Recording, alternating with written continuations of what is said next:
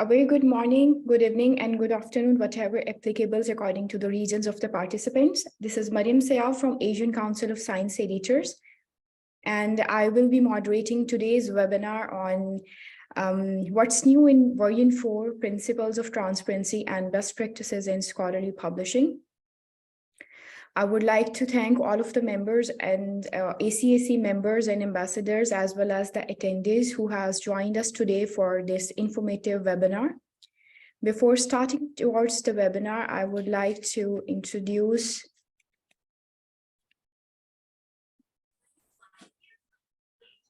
the Asian Council of Science Editors. This is a non-profit council for industry professionals as well as publishing experts aiming at the advancement of Asian scholarly publishing community by promoting best publishing practices and disseminating useful information as well as latest industry tools and solutions among its members.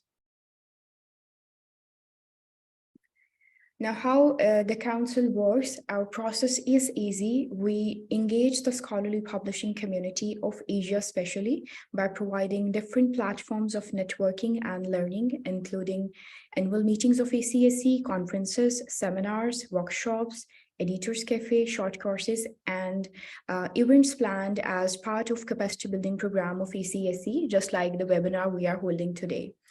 Secondly, we equip the community by providing the industry solutions according to their needs and provide them a platform where they can interact with our capable professionals and industry experts and share their current issues as well as explore their future challenges and their possible solutions. Now, I would like to share with you how ACAC is going in numbers nowadays. We have been serving around 500,000 plus members around the globe, out of which 37 are serving the council as lifetime members and 190 ambassadors all over the world. And we have 350 journal members, of which who are using ACAC services and guidelines. Next, I would like to share some initiatives and programs that Asian Council of Science Editors has introduced and launched till to date. The first one is ACAC's Editors Cafe. This is a regional chapter of the council that is built to access the need of regional editors. This is our regional event to interact with local editors, understand their regional needs and provide solutions accordingly. Next is Science One. This is a technological solution developed by ACAC, and I would like to discuss it in further in my next slide. Also, ACAC's Reviewers Bank. This is another technical tool developed by ACAC to facilitate its journal members, and I will explain it in my next slide more briefly. Next is ACSTM, a product of the ACAC. This is a unique product where we provide a blend of academia and publishing sector to join hands, discuss their issues, providing researchers a platform to interact with journal publishers, librarians, as well as editors, and discuss their issues and resolve some of the challenges that they are facing in their daily routine. Next is ACAC's mentorship program. ACAC do offer mentorship programs to facilitate the early career researchers as well as early career editors to in a form of capacity building and help them boost their career in publishing as well as research. Another one, Index One, this is again a technical tool developed by ACAC, which I will explain in my next slide. And last is Trends in Scholarly Publishing. I am happy to share this is the very first journal launched by Asian Council of Science Editors last year. And we are hoping to provide a platform to Asian editors and researchers where they can publish their views, opinions, issues related to publishing and editing, scientific communication. Next, as I described earlier, this is one of Science One. cloud-based submission and peer review management system. The system was developed based on the needs of Asia and journals, publishers, and institutes that are working from Asia region. So this ideology behind providing Science One, this is a reliable and stable editorial system that is developed to facilitate the society journals, I would say, that have financial issues, as well as they don't know much about the technicalities of publishing world and Western culture. Next, I would like to share another technological solution that ACSE has developed. This is solely to serve the journal members of our council by providing recognized reviewers profile that we manage. As you can see on the screen, I enlisted some of the categories of which the council is managing recognized profiles of researchers that help our journal members in a peer review process. The last one is Index One, and this is an indexing database with an aim to give visibility and accessibility to the quality content or literature publishing from Asia, from less known society journals of Asia that are publishing quality research, but is not visible or accessible to the rest of the world, or is not indexed anywhere. Thank you. Now, here comes the introduction of Asian Council of Science Editor. And now I would like to move forward to invite the speakers. For this webinar, what's new in version 4, considering the importance of principles of transparency and best practice in scholarly publishing guidelines defined by COPE in earlier versions. We have requested COPE Council members to join us today and brief us about what there is in version 4 for the editors and the publishing community. So our very first speaker is Trevor Lane. He is a COPE trustee and council member. Trevor is a publishing and education consultant based in Hong Kong and is currently a research enhancement and development consultant for the City University of Hong Kong. He holds an MA in biochemistry and chemical pharmacology and a PhD in physiological sciences from the University of Oxford. He was the managing editor of several journal and specialist medical journals in Asia and the senior editors of 2 social sciences journals in the United States. He's also a member of Royal Society of Biology, the World Association of Medical Editors, the Institute of Scientific and Technical Communicators, and the International Association of Teachers of English as a Foreign Language. Moving forward towards our next speaker's introduction, I would like to welcome Jiayi. She has completed her master's degree in information technology management from Hong Kong Baptist University. She joined Chongqing University of Technology, China, as a managing editor of CAAI, Transactions on Intelligence Technology. She has started volunteering for a directory of open access journals in 2022 as associate editor. She is a member of youth community of the Society of China University Journal and council member of Chongqing Editology Society of Science Periodicals. I would like to invite both of our speakers, who are the COPE Council members, to Trevor Lane and Jiayi, to start the webinar accordingly. Over to you.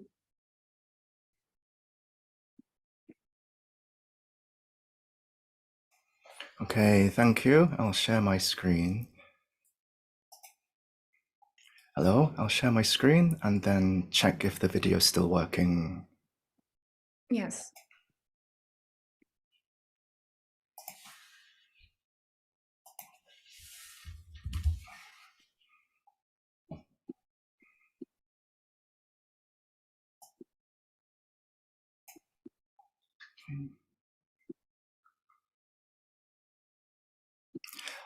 Mariam, please let me know at any point if the video or the screen stops, and then I'll reset it. Yes, it's fine right now. Okay, good. So hello, everyone. Thank you for the introduction and welcome to this webinar about the newest edition of the Principles of Transparency and Best Practice in Scholarly Publishing. Jiayi and I are both very happy to present on behalf of the Committee on Publication Ethics. And after this 40-minute talk, there'll be a chance to ask us questions or type in the question box so you can fully understand what's new in the revised principles and how to apply them if you're a journal editor or publisher.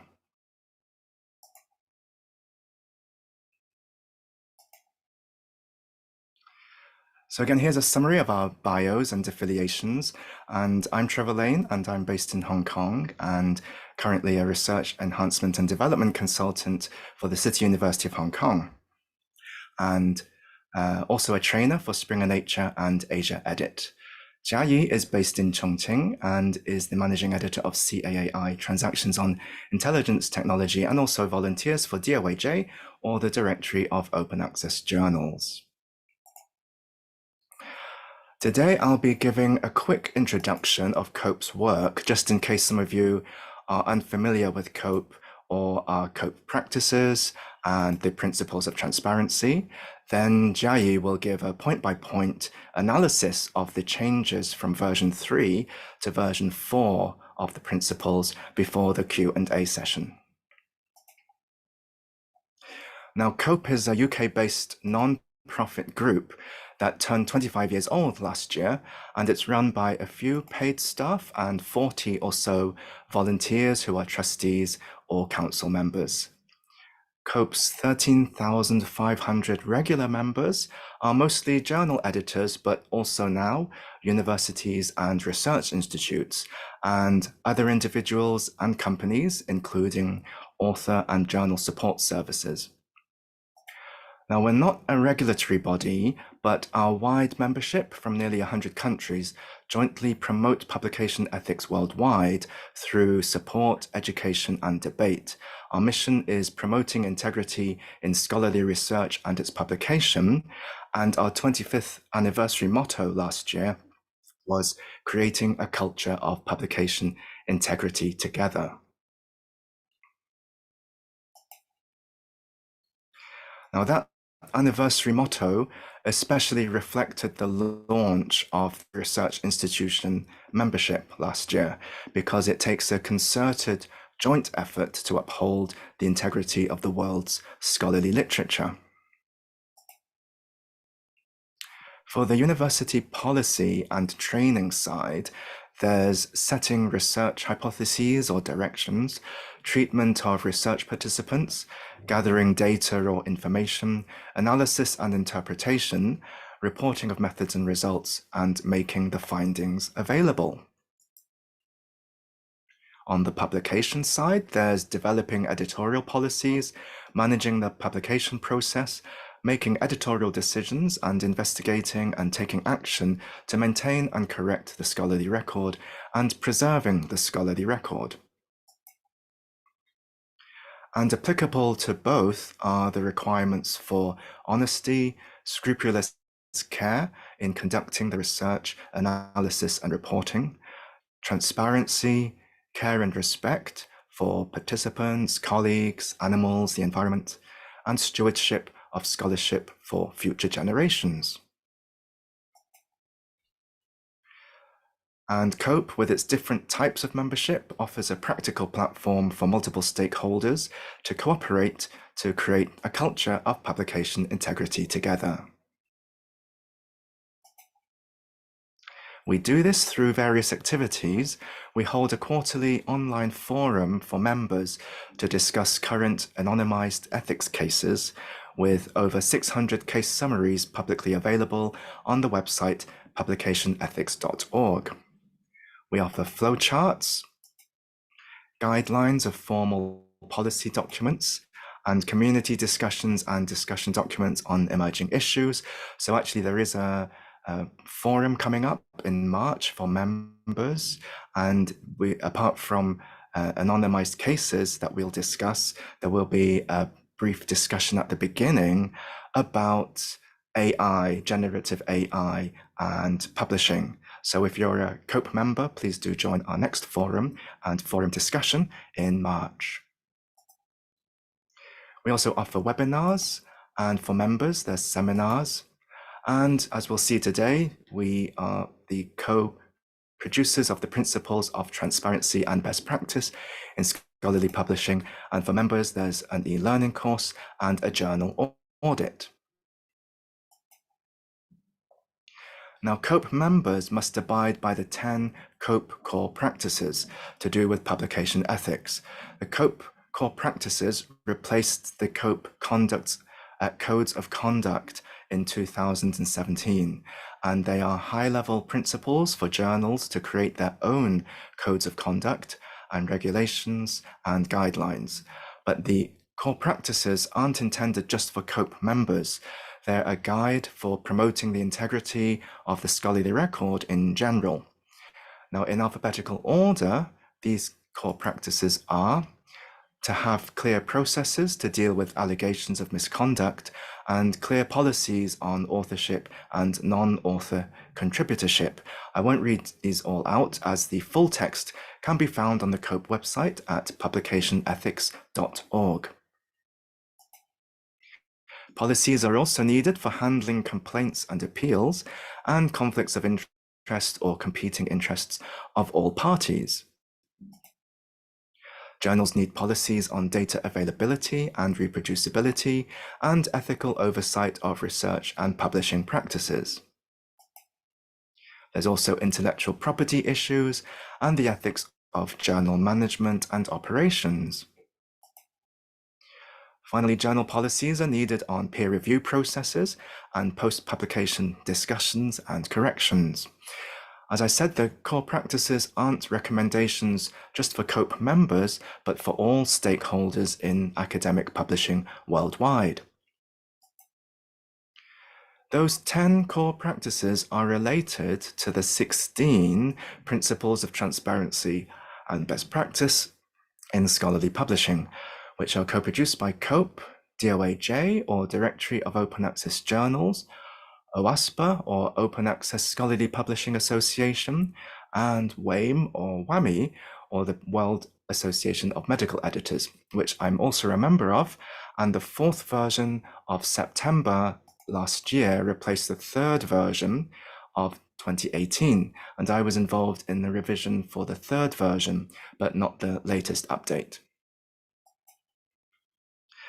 Now, in the fourth version, the 16 principles have been clarified and reformatted with bullet points, and some shalls have been revised to shoulds.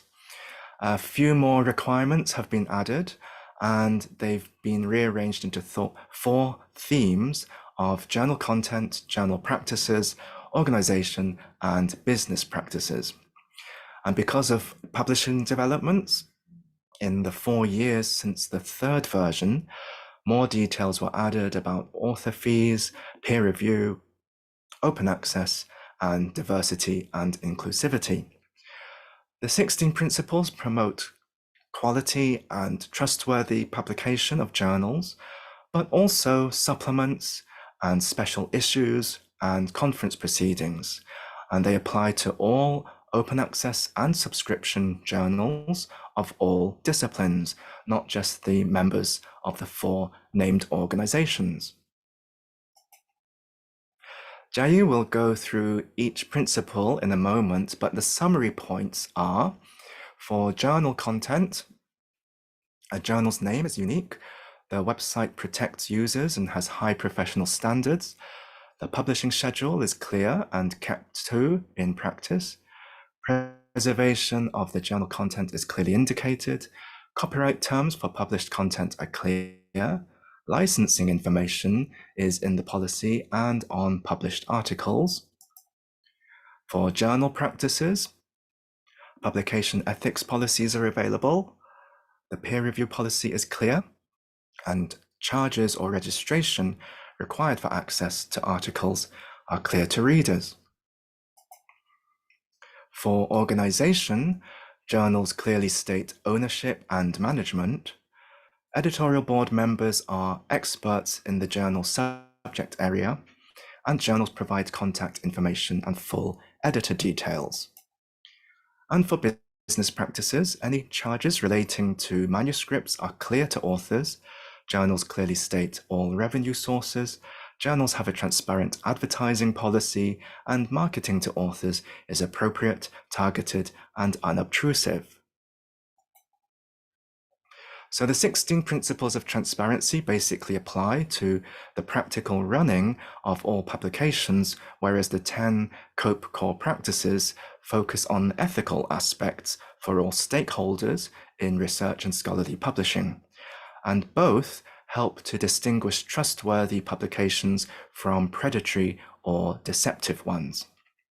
Now, if we superimpose the COPE core practices onto the principles of transparency, we see that journal content principles correspond to COPE's core practices on intellectual property and journal management.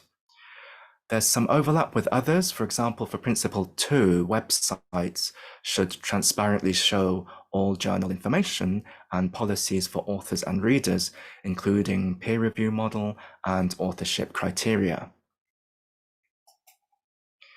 The principles on journal practices cover all COPE core practices by cross-referencing 8 of the 10 COPE core practices shown in the purple box and listing them in the principle number 7 on publication ethics. The COPE core practice number 9 on peer review is a separate principle number 8, and as we saw, COPE practices of journal management and intellectual property could cover multiple principles here in principle 9 on reader access to content. In fact, the two COPE core practices 7 and 8 on intellectual property and journal management also cover the 3 principles of ownership, advisory body, and editorial team. And they also apply to the 4 principles on business practices, on author fees, revenue sources, advertising, and marketing. Now, looking at the 2 guidelines the other way around, again, we see that most of the COPE core practices offer more detail of principle of transparency number 7 that listed items on publication ethics.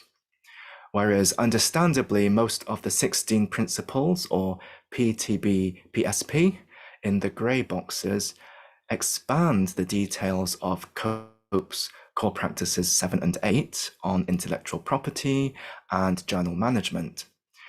Peer review, being the main feature of peer-reviewed publications, is COPE core practice number 9, as well as a separate principle of transparency number 8.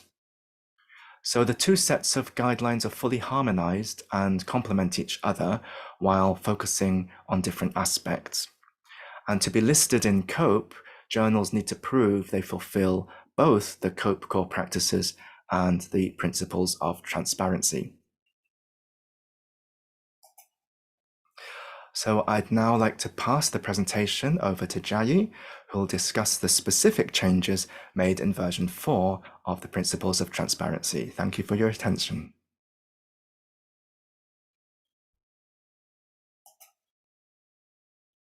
Thank you, Trevor. I am sharing my slides.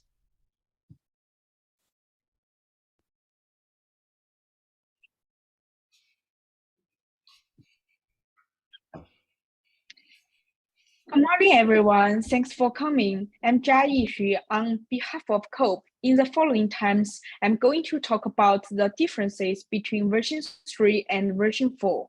Let's get started.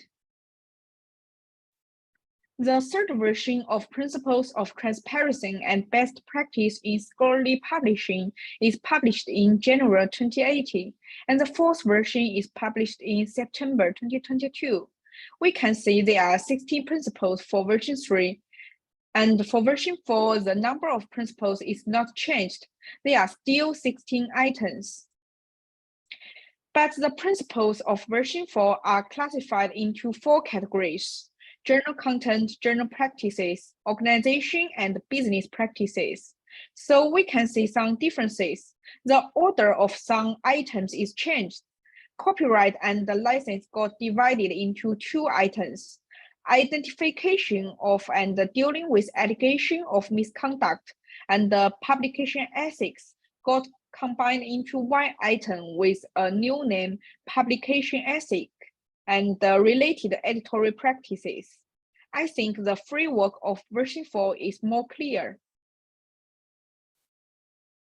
The next part, I would introduce what's new in the content. I use the yellow to highlight the newly added section. In the part of introduction, version 3 is mainly used to form the basis of the criteria by which suitability for membership is assessed by COPE, DOAJ, OASPA, and part of the criteria on which membership applications are evaluated by WAME. So the version 4 is different. It encourages the files-wide dissemination. All published content, including special issues and the conference proceedings, should apply it. Where practices deviate from the standards outlined, editors must transparently communicate the procedures and the journal's footnotes. These principles also acknowledge that publishers and editors are responsible for promoting accessibility, diversity, equity, and inclusivity in all aspects of the publication. As we know, currently, improving the DEIA in our publishing industry have become a standard among many organizations. Therefore, the principles mentioned that editorial decisions should be based on scholarly merit. They shouldn't be affected by the origins of the manuscript, including the nationality, ethnicity, political beliefs, race, or religion of the authors. Journals should ensure no policies create an exclusionary environment for anyone wanting to engage with the journal, and should regularly assess their policies for inclusivity. Move to next part, version 4 added not mislead potential authors and readers about the journal scope or associate with other journals organizations. For the part of website, version 4 added the technical requirements for websites. Websites should be properly supported and maintained, with particular attention given to security aspects that help protect users from virus and malware. As a minimum, websites should use HTTPS and not HTTP, and all traffic should be redirected through HTTPS.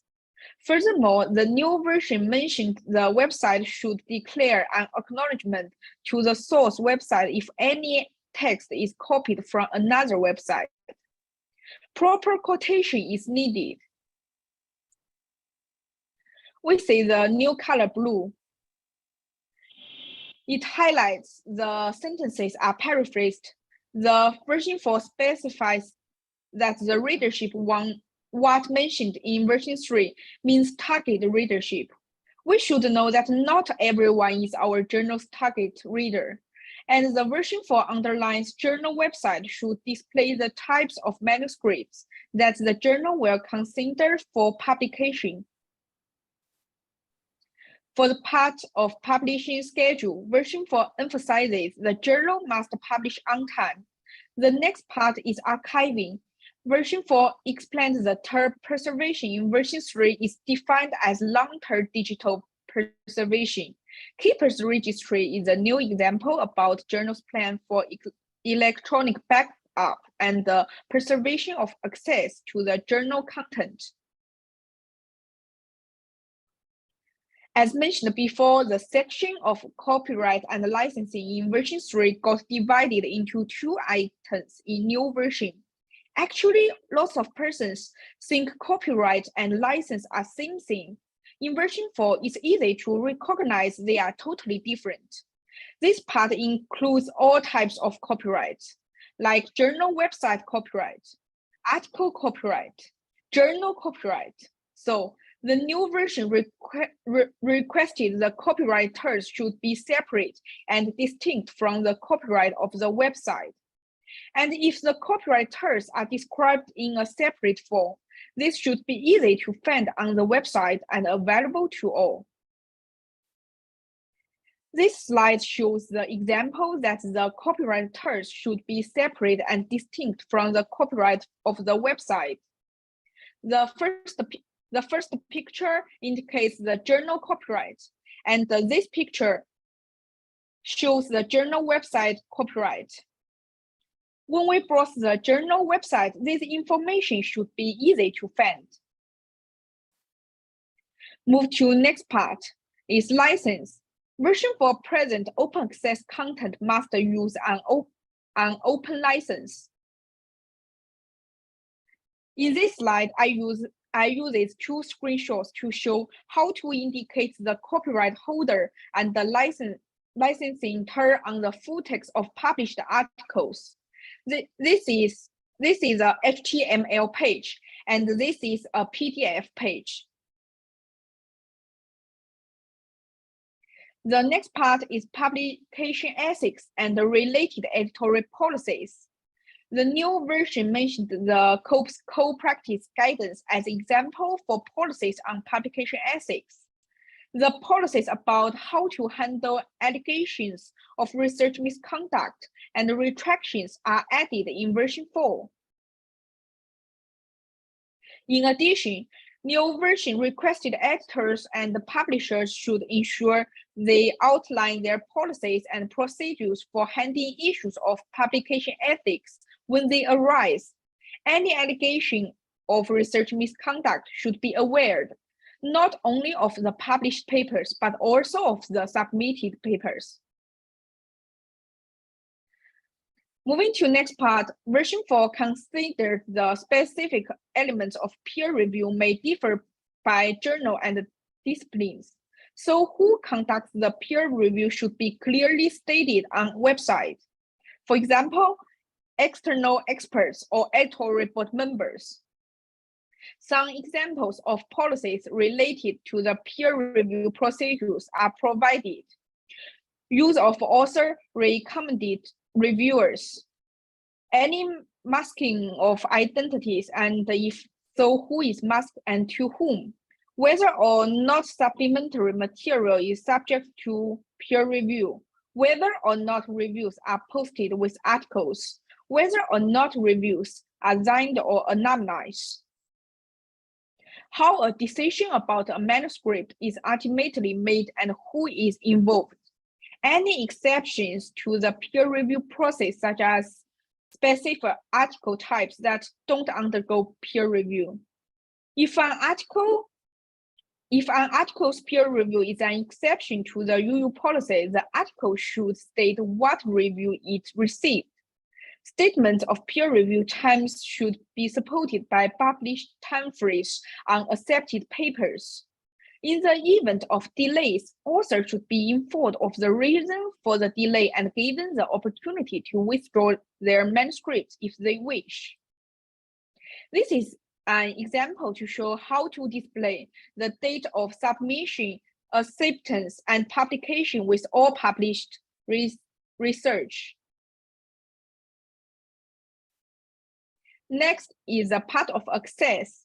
The new file lists the X methods in details, including the offline versions. For the part of ownership and management, version 4 requested that if a journal is affiliated with a society, institution, or sponsor, links to their website should be provided where available. Generally, the journal advisory body is editorial boards. It's critically important for journals. The subject area of editorial board members must be related to journals' aims and scope. To avoid being associated with predatory or deceptive journals, the list should be up to date and members must agree to serve. Journals should particularly review their boards to ensure it's still relevant and appropriate. For the part of editorial team and the contact information, the mailing address should be displayed on journal website. For author fees, more details are given in new version. The author fees are not limited to article processing charges, but also include page charges, editorial processing charges, language editing fees, color charges, submission fees, membership fees, or other supplementary charges. These fees should be clearly stated on the website. If the journal is like to implement author charges in the future, this should be stated. If waivers are available for author fees, this information should be stated clearly. Waiver information should include who is eligible for a waiver, which authors of the group must be eligible for the waiver to apply, when and how to apply for a waiver. Author fees or waiver status shouldn't influence editorial decision making, and this should be clearly stated. This picture shows how to clearly state waivers and discounts. For the part of revenue, special issues, reprint income, supplements, and sponsorships are added to the examples of business models or revenue sources. Move to next part, version 4 requested journals should state whether they accept advertising. If the journal doesn't accept advertising, it still needs state on website. In order to encourage the principles wide dissemination, the last paragraph in version 3 is deleted.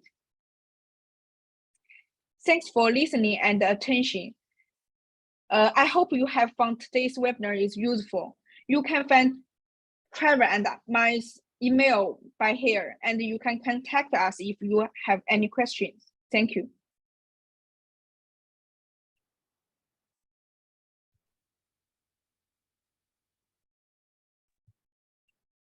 Thank you, Jiayi. Just give me a minute to compile the question and I will redirect to you.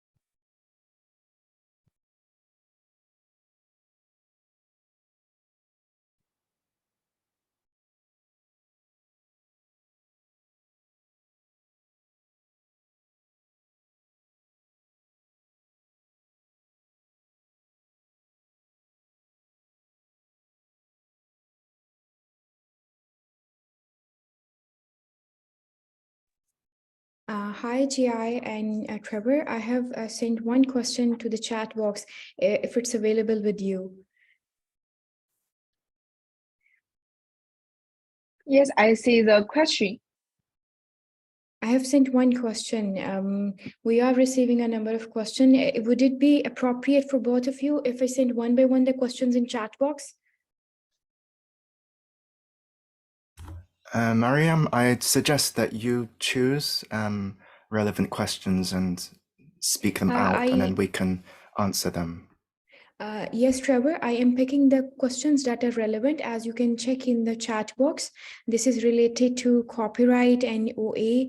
So I will only pick that is relevant to the presentation. So to make it quick, because we are receiving the questions meantime. So if it's appropriate for both of you, I will send one by one the question in chat room for both of you just. Okay, I think I can answer the question you sent to me. Maya, do you send me the question about the OA publication copyright agreement? Yes. Yeah, I can answer this question first. I suggest we can read the Creative Commons. It's a typical open access copyright agreements. Let me check. The open access publication copyright was the difference between the OA copyright agreement and between the subscription journal agreement. I think the main difference is how to share the the article to the audience, to the readers. The open access copyright, we have 6 types of the Creative Commons agreements, and each of them are different. But the main difference between them and the subscription agreement is the open access allows the readers free to download, free to use, but the subscription agreement is different. Maybe it asks the writers, the authors, is free for authors, but the users want to read the subscription contents. You need to pay. You need to pay the fees, and all the agreement will state clearly for this issue. I think this is main differences.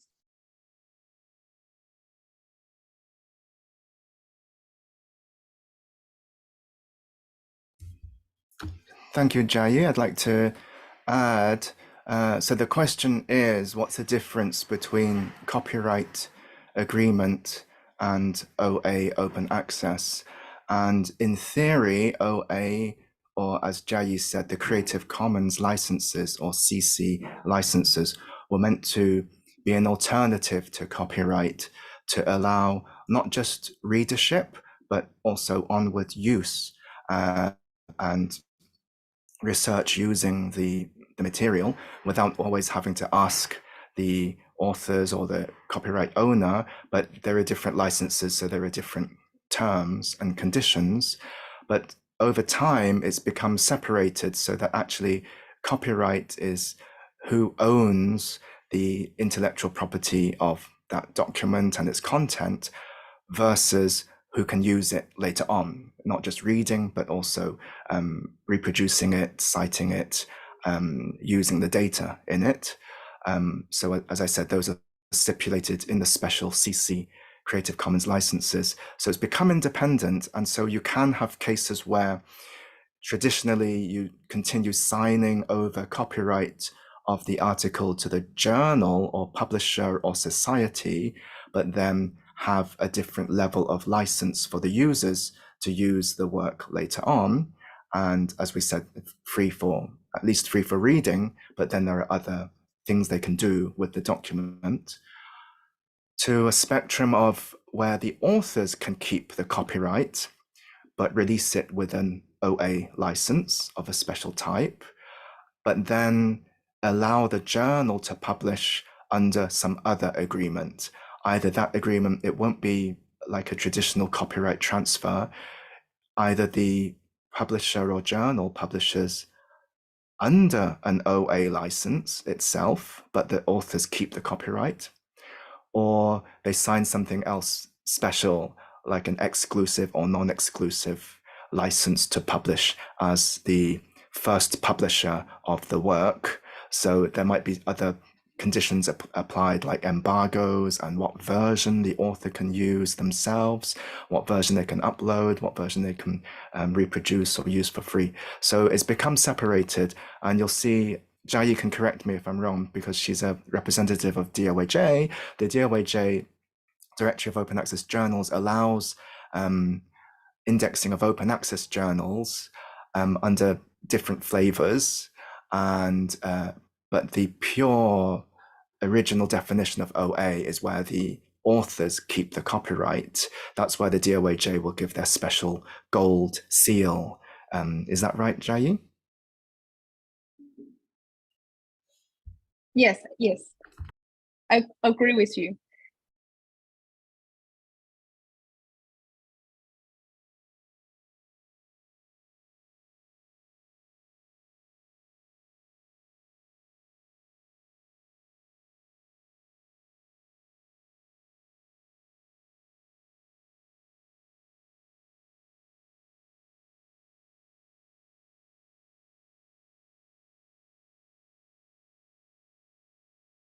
Hi, Trevor. I found two questions about the journal review. Can you say the two questions, question 2 and question 3? The question 2, Jiayi, it is about, is there any body that regulates the article processing charges of journals as APCs are steadily increasing?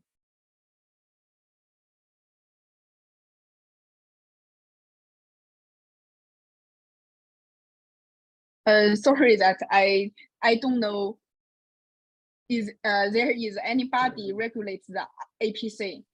Okay, moving to the next question. It is, what information should be included with regards to revenue sources by the journal?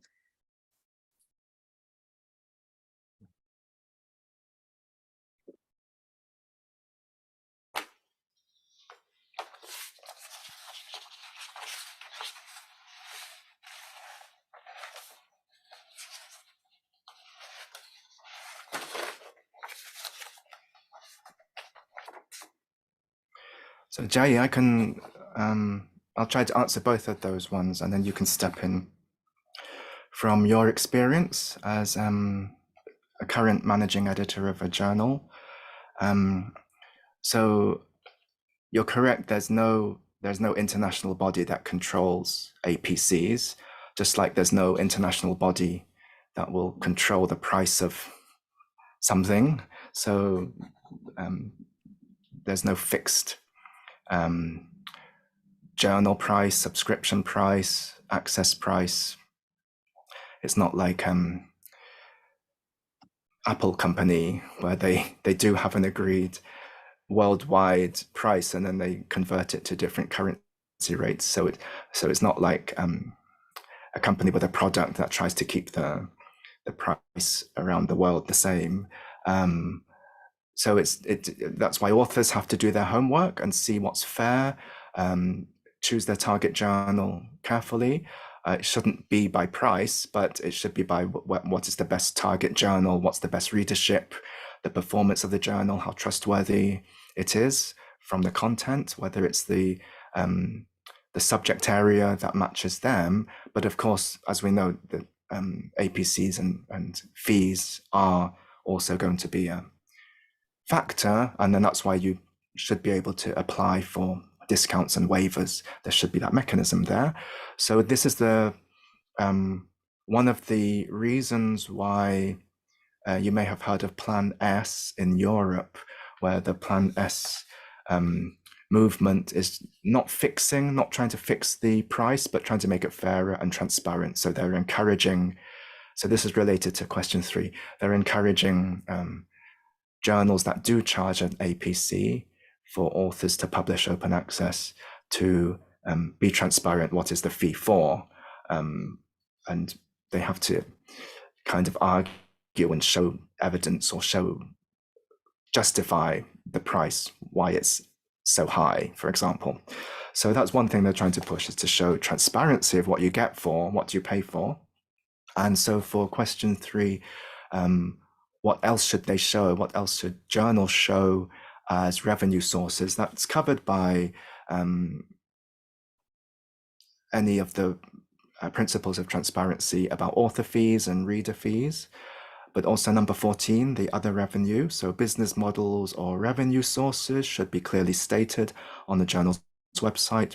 They should include author fees, subscriptions, sponsorships and subsidies, advertising, reprints, supplements, or special issues. And business models or revenue sources, for example, reprint income, supplements, special issues, and sponsorships, should not influence editorial decision making. So the 2 points there are state where your sources come from. There's no rules there saying the actual amounts. So I think that's, I don't think that's a standard yet, but actually, at least the model or the source, the business model or the sources should be transparent. And linked to that last sentence is that whatever business model or revenue sources you do choose, it shouldn't influence editorial decision making. So it's got to be a separate activity. So I think those high level principles are just to guide what to do and try to do the business practices as ethically as possible to for its own sake, but also to not influence the content of the journal. So there's no bias, conflicts of interest, or profiteering. So it's the wrong purpose of an academic journal. So state as clearly and as transparently as you can what different types of sources there are. Especially these days, you may have heard of lots of retractions in supplements and special issues. So supplements and special issues, we're saying, are like the journal. It's not a special money-making add-on venture. So it's as important as the journal itself.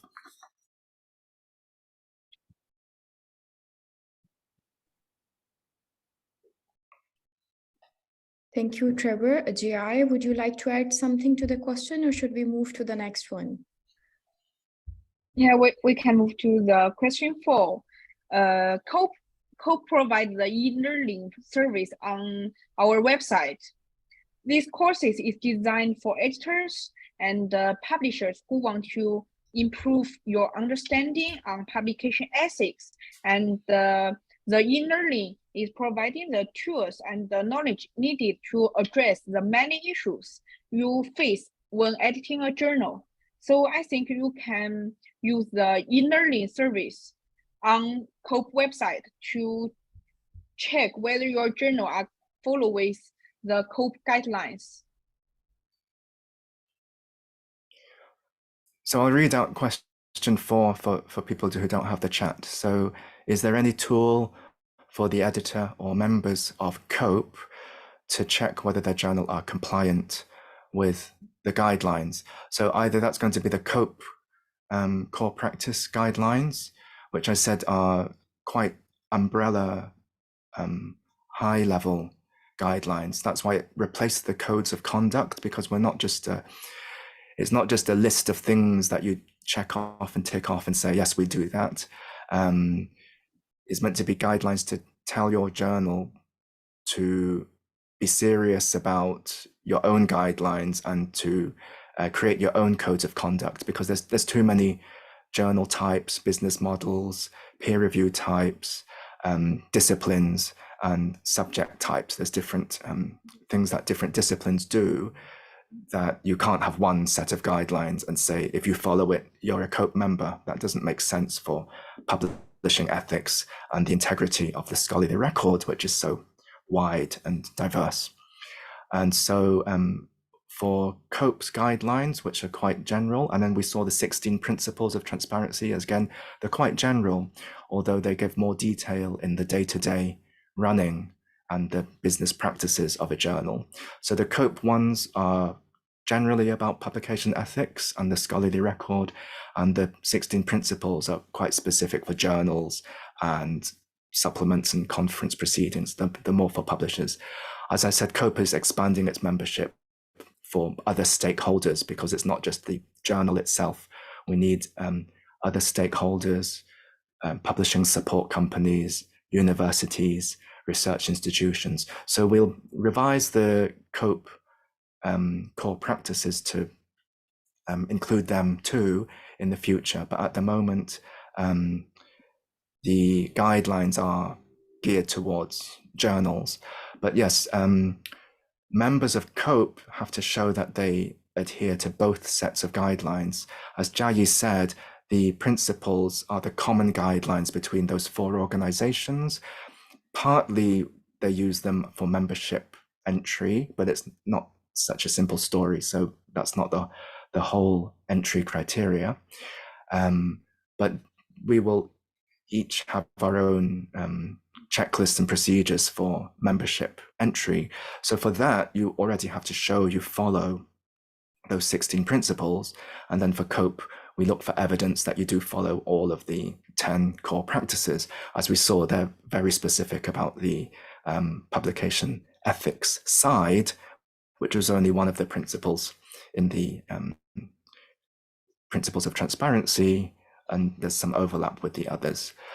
So the membership process itself will look for the evidence, and then the form, the application form, and then you can contact the administrator and they'll let you know what information to provide and how to prove that you do follow each of those principles. And again, the whole point is it's not a checkbox that you say, oh, I do it, and here's a website or a web page. You have to show that you're doing those things. So as Jiayi showed, there will be examples, visible examples of whether you follow the principles or the COPE core practices actually in your content and on your website and in your articles and PDFs. So that's the main thing, that the membership committees of each organization will already be looking for things. And so you have to pass that test first. And then, of course, as we saw, we had the new version of the principles, version 4, because the standards change, the publishing landscape changes quite quickly.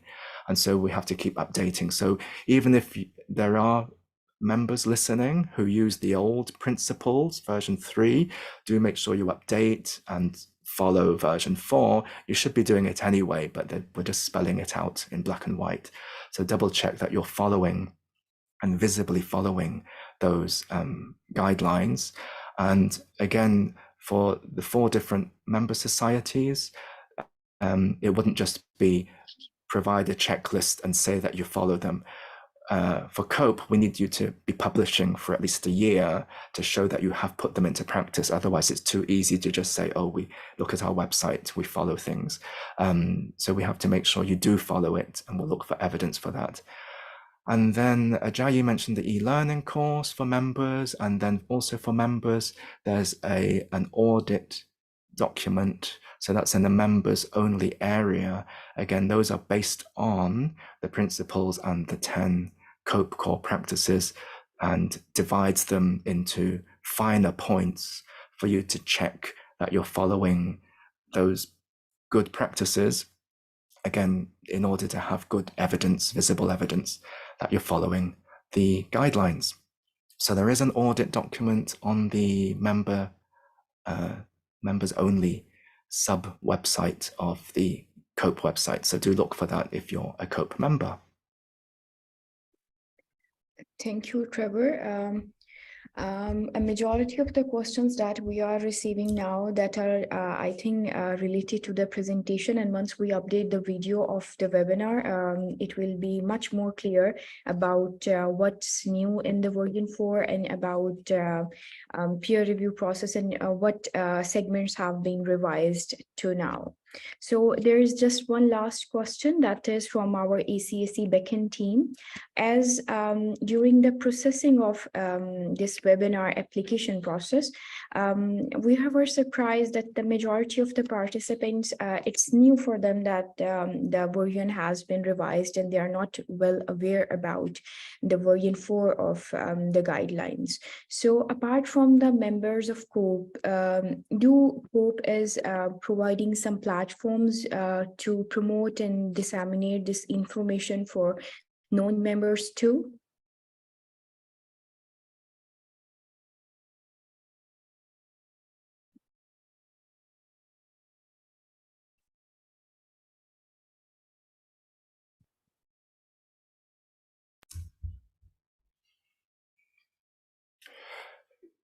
Yes, the 4 different societies that wrote the guidelines are, because they only appeared online at the end of last year. So that will be on the engagement agenda of the different societies to start promoting them.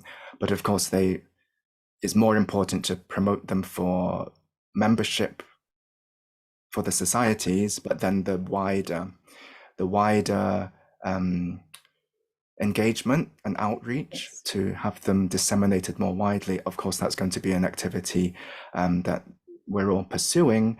And for people who are interested, who are serious about it anyway, would look for the societies that they want to join, whether it's DOAJ or COPE or WAMI, WAME, or AWASPA. So then if you look for those societies, you will see the standards that they expect you to live up to. And then, of course, you'd know what the criteria are and what the principles are.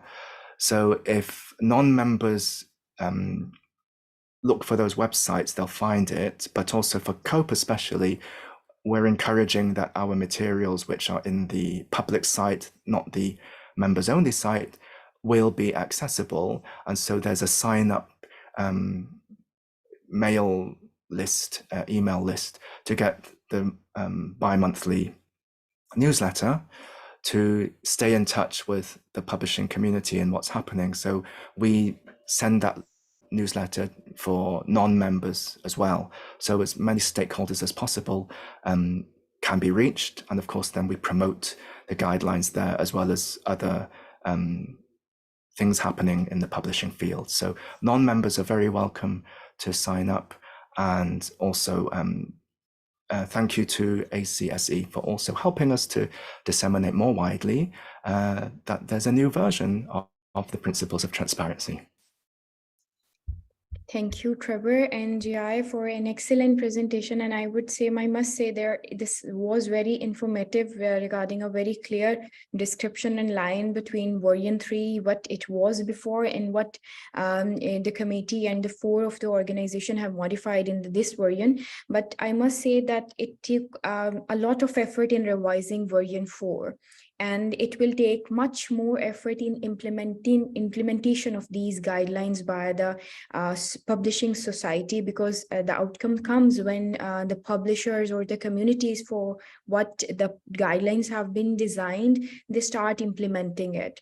So from ACSA platform, we will try to disseminate these guidelines as much as possible from the COPE guidelines, the website link. We will try to disseminate it among our members, and especially the attendees who are asking for the where they can access these guidelines. So we will share the link. Also, we will disseminate this video recording of webinar. I think how Trevor explained different aspects, how version 4 facilitate the publishing workflow, and Jiayi too. So this will be very much fruitful for the members to understand version 4 and its implementation. And we would be happy to disseminate this effort of WASPA, WAM, DOAJ, and COPE in Asia region and wherever the ACSA members are. So in the concluding session, I would like to request all of the attendees to please put your cameras on so that we can take a few pictures for a memory, and accordingly, we will move to our closing ceremony. Please put your cameras on, be in an appropriate situation. If you are not using the background, you can blur your backgrounds and be in appropriate position so that the ACSE team can take the pictures and we can use it further.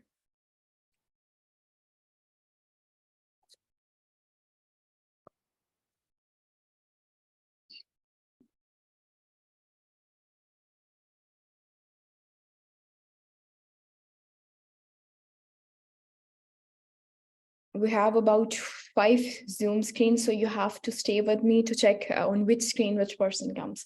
So on count of 1, I'm going to take the first screenshot. Smile.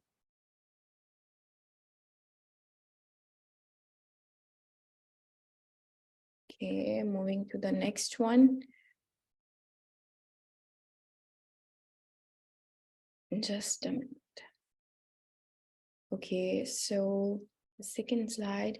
A few of the members, their cameras are still not open. Please put your cameras on so that we can take the picture. On count of 1, smile.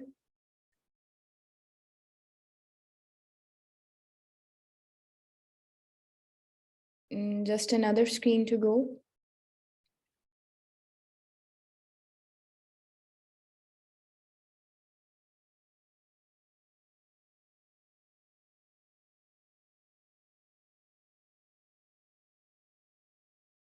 Smile.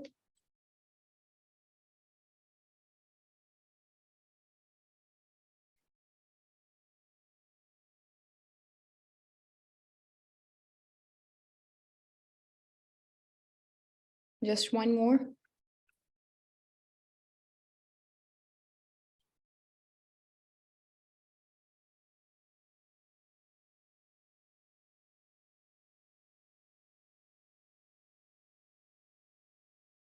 So thank you so much for all of the participants, as well as the speakers. Jiayi and Trevor, thank you for taking out time for this webinar and sharing the information on version 4 of Principles of Transparency and Best Practices. I hope this will be a good resource for the attendees as well as the ACSC members. We will share the YouTube link among all of the attendees. Also, I will request the management team to email the link of the guidelines of COPE website so that all of you can get to know about the version 4 directly from the source of COPE website. Thank you. Thank you. Thank you, Maya. Thank you. Goodbye. Bye, bye, bye.